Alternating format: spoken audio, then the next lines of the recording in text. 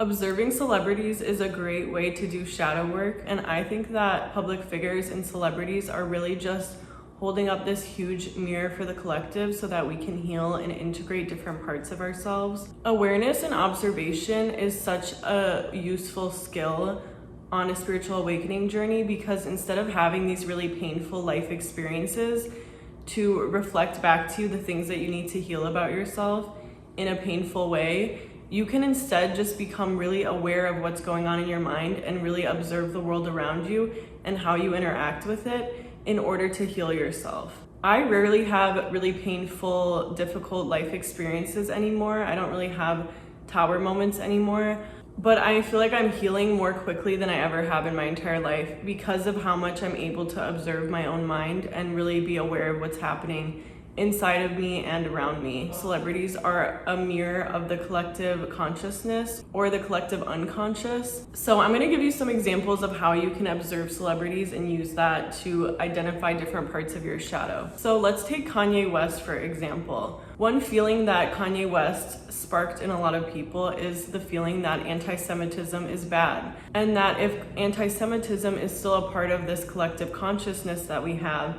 it's something that we should get rid of and work to remove. And that's just an example, right? Because everyone is going to have different reactions to these celebrities. It really depends on the individual and how you react to these different things. Another thing is that Kanye West is really an embodiment of confidence and a lot of self-belief. And so a lot of people look at him and they really admire that about him, and they really aspire to have that level of confidence and self-love. I know that I do, and I really see it as a positive trait. Whereas other people think that he should be more humble and that it's a bad thing that he's that confident, and they judge him for it, and they judge people who are confident. So if you admire certain traits in someone, how can you learn to embody those traits within yourself? And if you judge certain traits in someone, how can you come to a place of acceptance and understanding and validating those traits and those feelings and those experiences?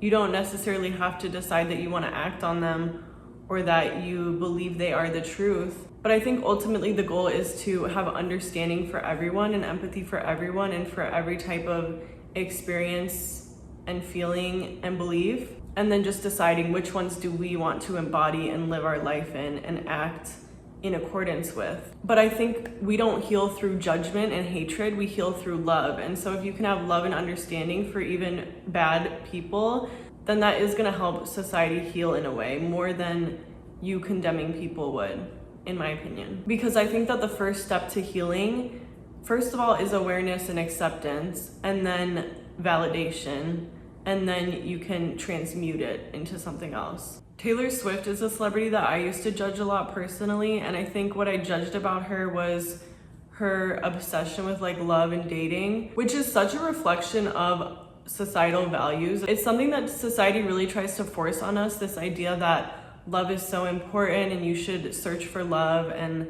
love is going to bring you a feeling of fulfillment, and love is like better than everything else. You know, all these like different ideas that is in a lot of the media that we consume. There's so many movies and TV shows and songs about love and that really idolize love and put it on this pedestal. And don't get me wrong, I think that love literally is like the greatest thing on earth, and that we are all love and we're all just trying to get back to that feeling of love that we all are.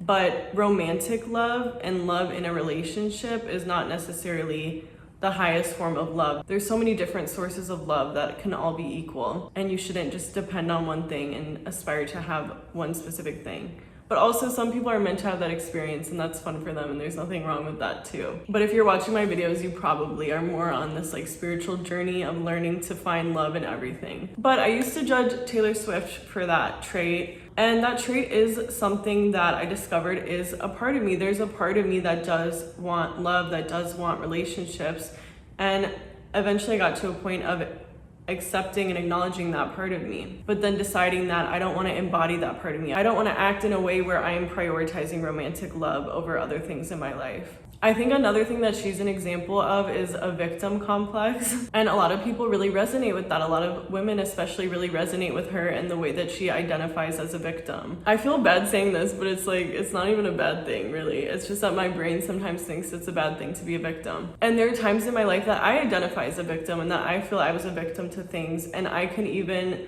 switch back into that mindset if I wanted to and see myself as a victim. But that's something that personally I have looked at within myself and decided that I don't want to be that version of me. I don't want to see things in that way, and I don't want to act like a victim and identify as a victim. And I think that she actually outgrew her victim complex. It seems like with the life of a showgirl, she bought her master's back. She's in a happy relationship. She's engaged, which are the things that she seems to have wanted her whole life. So I think she kind of outgrew her victim complex, and I think that's why a lot of her fans are also not resonating with this album. And obviously life is really complex, people are really complex, but I think that's one reason why fans are not resonating with this album, is that she outgrew this victim complex, which is something that a lot of people identified with. And it's valid that she felt that way. Like, you can look at it and be like, she's a billionaire, she's a celebrity, she has all these things going for her, she has what a lot of people want.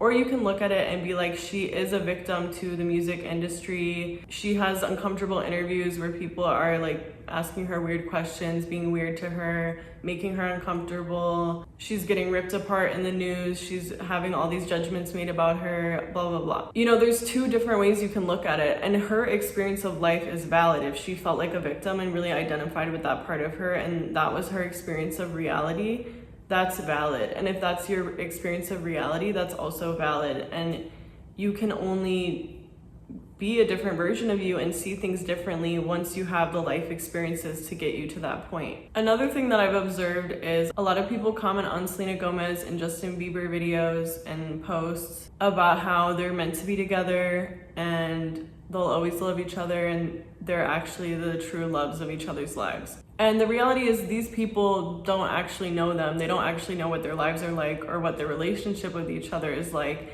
So these people are projecting their own feelings about their life onto them. So if someone is saying they're meant to be together forever and he actually still loves her, that's because they probably have an experience in their life where they're not over their ex, or where they wish that their ex was still in love with them, or maybe they even ended up being with their ex and it did end up being the love of their life. And so they're projecting that onto these celebrities. And it might even be unconscious. Like, it might be to the point where these people can't even recognize within themselves that they're not over their ex.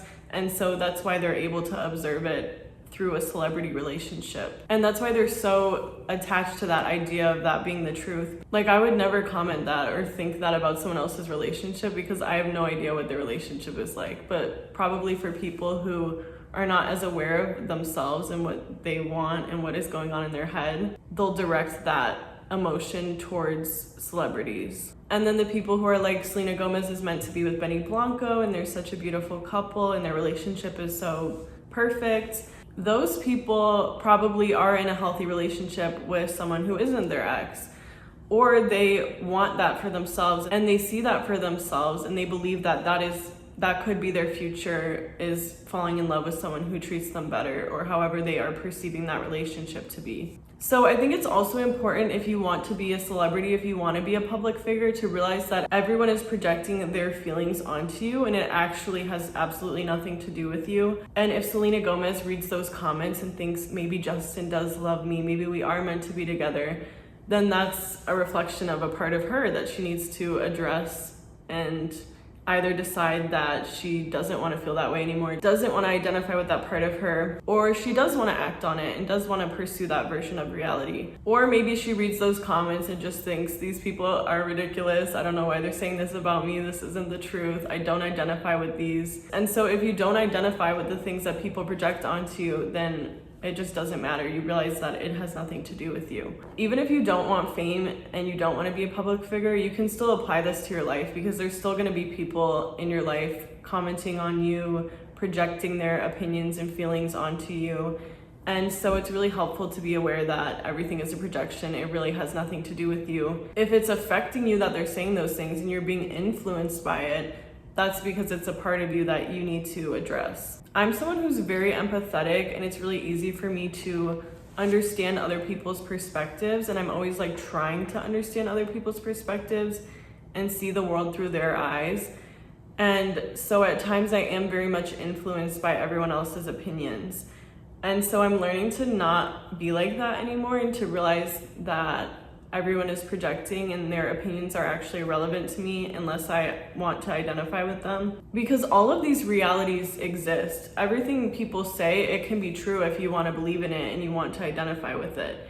And you get to choose what reality to live in. It's like that quote, whether you say you can or you can't, you're right. Whatever reality you select, you get to live in. So what reality do you want to live in? There's evidence of any reality that you want to be in, and you can create that reality by choosing to believe in it. My last example is going to be Ariana Grande. So I was watching the Wicked press tour a lot, and Ariana Grande was kind of just rubbing me the wrong way because she comes across as very like performative and inauthentic, and I could just tell that she was masking. And eventually I realized this is a reflection of me, and if I were in that situation, if I were being interviewed, I would not be able to be authentic right now at this point in my life.